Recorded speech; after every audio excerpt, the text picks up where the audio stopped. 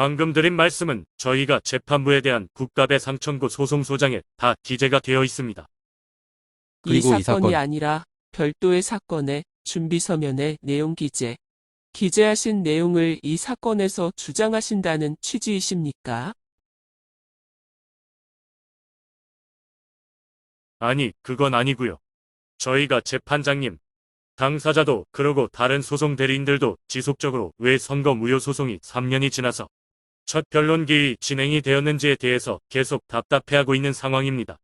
저희 역시도 중앙선관위로부터 내용 증명을 받은 입장에서 그러한 해명을 재판부께서 해주셔야 될 것 같습니다.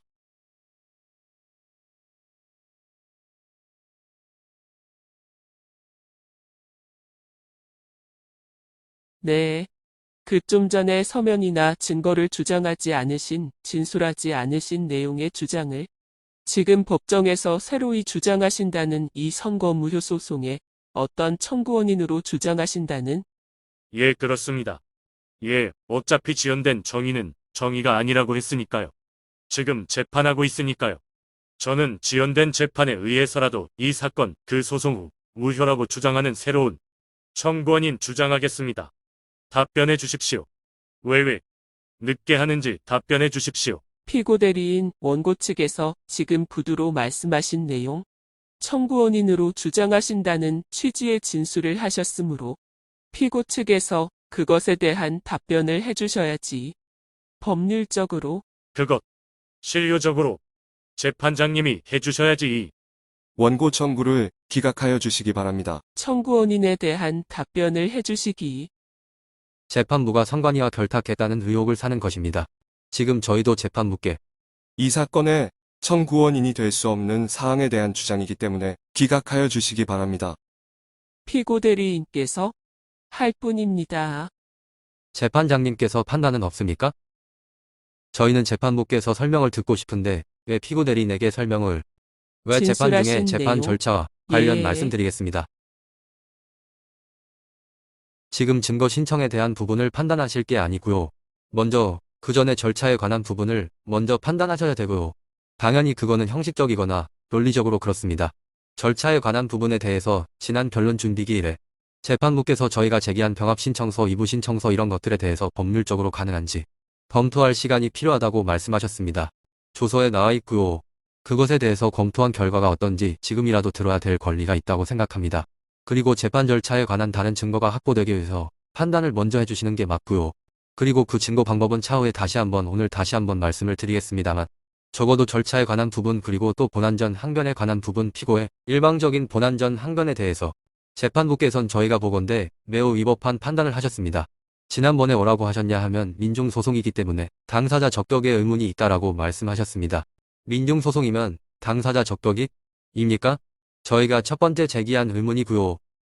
두 번째 제기한 의문은 누가 보더라도 저희보다 훨씬 더 법적인 지식이 뛰어나신 대법관들이시기 때문에 잘 아실 것이라고 생각합니다만 누가 보더라도 청구 취지 1항 기재는 전체 선거 무효 소송을 받고 있으면 그 안에 양적으로 당연히 비례대표 소송 무효 소송에 대한 무효를 다투는 부분이 포함되어 있는 겁니다. 이걸 저희가 구두로 하지 않는다고 해서 위조 소송이다라고 만약 일방적으로 결정하신 겁니까? 2년 동안 도대체 어떤 판단하셨는지 궁금하고요. 그에 대한 본안적 적격 요건에 관한 심사는 재판부의 권한 아닙니까? 저희가 누구한테 설명을 듣습니까? 왜 그러한 설명을 피고에게 들어야 됩니까? 그렇지 않습니까? 그리고 만약에 비례대표 소송에 관한 선거 무효를 다투는 것이 분명함에 하다면 그러한 판단이 서셨다면 비례대표 선거 무효 소송은 선거소송이라는 것이 대법원의 판례 아닙니까? 저희보다 더 잘 알고 계실 것이기 때문에 저희는 재판부의 의견을 듣고 싶습니다.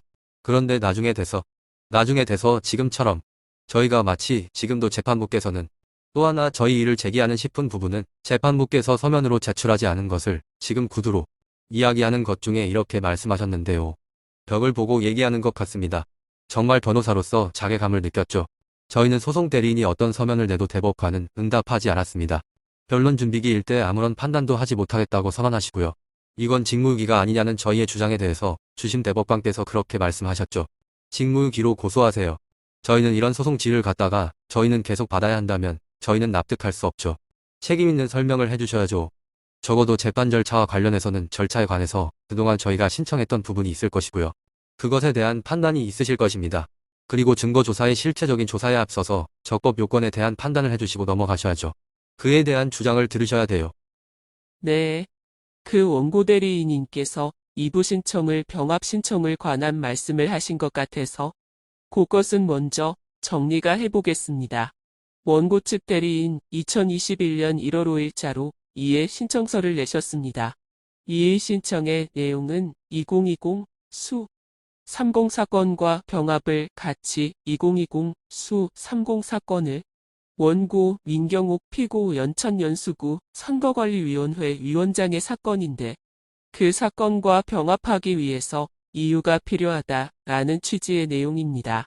그 다음 2021년 1월 20일자 이해 신청서도 동일한 내용입니다. 동일한 이해 신청이 2건으로 접수가 되어 있습니다. 그리고 원고가 2021년 5월 14일자로 변론 병합 신청서를 냈고 그 병합의 대상도 조금 전에 이해 신청서에 적시되어 있는 2020 수 30 원고 민경욱 사건으로 되어 있습니다. 혹시 피고 대리인 측에서 원고 측에서 이 부분 병합을 구하는 사건이 어떻게 지금 됐는지 알고 계시는 취지이십니까? 예. 최근에 저희 준비 서면에서 인용을 한 판례입니다마는 이제 판단이 선고된 것으로 알고 있습니다. 네. 이 사건은 이미 판결이 선고되었다는 취지의 진술이십니까? 네. 저희가 이해 신청이나 변론 병합 신청에 대해서는 더 이상 어떤 판단에 그 확인한 어려운입니다. 재판장님, 선거의 무효를 구하는 항고소송에서 처분이 다 실효가 돼서 더 이상 의미가 없을 때까지 재판을 안 하신 책임이 재판부에 있다는 것을 다시 돌아와서 말씀드릴 수밖에 없는 상황이 아닙니까?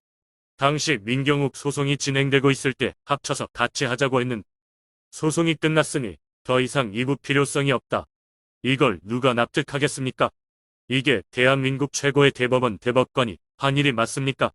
설명을 해주세요. 왜 그렇게 하셨는지 간단합니다. 그거 설명해주세요. 왜 늦었는지. 어떤 사정이 있습니까? 설명하시면 되지 않습니까? 이 자리는 재판이 진행하는 자리입니다. 아니죠. 재판하는 자리입니다. 재판을 진행하는 중단은 일방적으로 그러면 재판부께서 그러면 또 3년 뒤에 또 재판을 열겠다는 것을 저희가 따라야 합니까? 그게 재판입니까? 그렇지 않죠. 분명히 왜냐하면 저희가 이 말씀드리는 부분은 재판부께서 말씀하셨기 때문이에요. 변론 준비기 일대 이부나 병합에 대해서 검토를 할 시간이 필요하다고 말씀하셨고요. 그 검토할 시간이라는 게 지금 다른 재판 저희가 경합으로 원하는 사건에 대해서 그 재판이 끝날 때까지 일부러 고의적으로 재판부께서 판단을 안 하신 것입니다. 왜 그렇게 하신 것입니다. 저희는 이게 왜 재판하고 상관없습니까? 그리고 재판부께서 정말로 지금 피고 대리인에게 그 사건이 종결된지 모르시기 때문에 인지하고 계시지 못하기 때문에 질문하시는 겁니까? 그렇다면 재판부께서는 정말로 저희가 이부나 병합 신청에 대해서 아무런 검토를 하지 않으신 거죠. 그걸 자인하시는 겁니까? 그 선고가 어떻게 됐는지도 모르십니까? 그 사건이 어떻게 됐는지도 모르시는데 지금까지 저희한테 3년을 기다리라고 하신 겁니까? 펄럭펄럭 소리내지 마십시오. 저희는 죄송합니다. 소리 일부러 낸 것은 아니고요. 저희가 아무리 소리를 낸다 하더라도 응답하지 않으셨잖아요. 저희가 아무리 소리를 내도 응답하지 않으셨잖아요. 대법관님, 가끔 그 다음이 아니고요. 말씀을 해주십시오. 사실 저희가 중에 계속해서 서면을 낸다 한들 무슨 의미가 있겠습니까? 여기에서 원고 대리인 측에서 그것에 하실 겁니까? 설명을 해주세요. 그것이 뭐 어렵습니까? 원고 대리인 다시 한번 말씀드립니다. 예. 검증 신청서 하실? 신청서에 대해서 의견을 진술하시겠습니까? 시간이 이미 흘렀기 때문에 과거의 검증 신청이 유효한지 지금 저희는 새로운 검토가 필요하고요. 그 점에 대해서 지금 당장 입장을 밝히기 어렵습니다. 지금 상태에서는 그렇기 때문에 왜 저희가 과거 신청한 것이 더 이상 무의미하게 바꾸셨는지, 그동안 왜 재판을 안 하셨는지, 무슨 사정이 있었는지 사정을 좀 설명해 주세요. 사정 변경이 생겼다는 취지의 말씀이십니까? 그 사정 변경이 저희가 만든 것이 아니고 재판부에서 만들었어요. 사정 변경이 무엇인지 서면으로 내신 적 있으십니까? 서면으로 숱하게 냈죠. 서면으로 원하시면 내겠습니다만 오늘은 구두 변론을 할 자리이기 때문에 예, 구두로 변론을 드려야. 여기서 말씀하십니까? 예, 예, 그 당시하고 저희가 검증 신청할 때 당시와 지금 당시의 증거 상태를 지금 알 수가 없습니다. 왜냐하면 선거가 여러 번 있었고요. 또 중앙선관위가 어떤 형식의 변형을 바꿔왔을지 알 수가 없기 때문에 그렇습니다. 그래서 그렇다면 그런 변수까지 고려해서 검증할 사항들을 추가하거나 변경하거나 고쳐야 할 것 같은데요. 그 점에 대해서는 아직 서면을 내지 않았고요.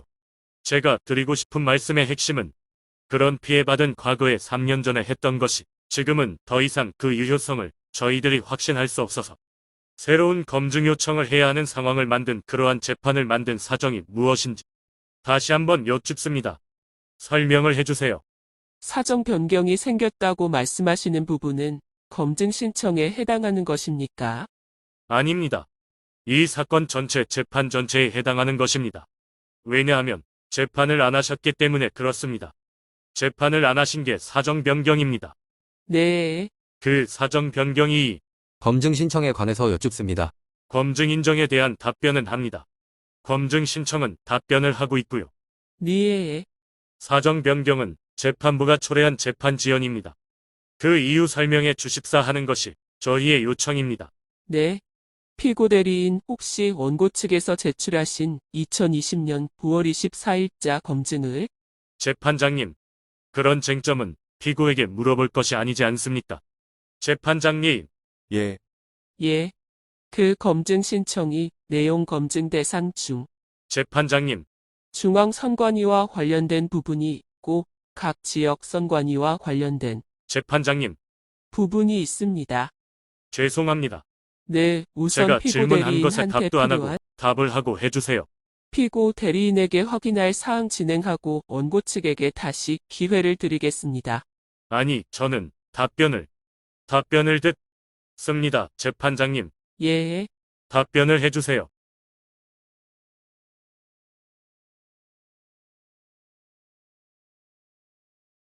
우선 피고 측에서 예, 검증 신청에 대해서 그 피고 중앙선관위에서 네, 그 중앙선관위와 관련된 증언에 관해서 어떠한 사정 변경이나 기타 변경 사항이 있는지에 대해서 먼저 진술해 주시기 바랍니다.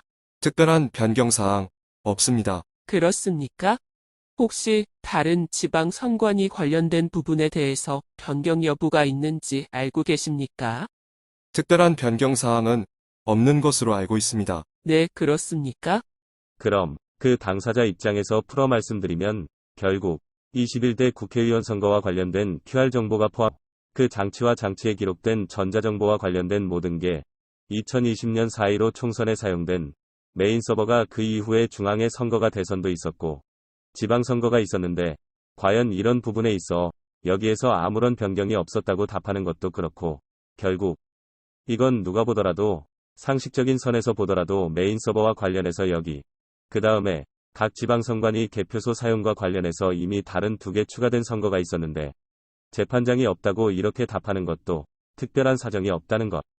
그리고 거기에 대해서 원고 대리인이 계속 요청하고 있는데 아무런 그런 답변 없이 피고 대리인에게 일방적으로 의견을 묻는다는 게 전 정말 이 당사자로서 정말 이게 참 이해가 안 되는 부분입니다.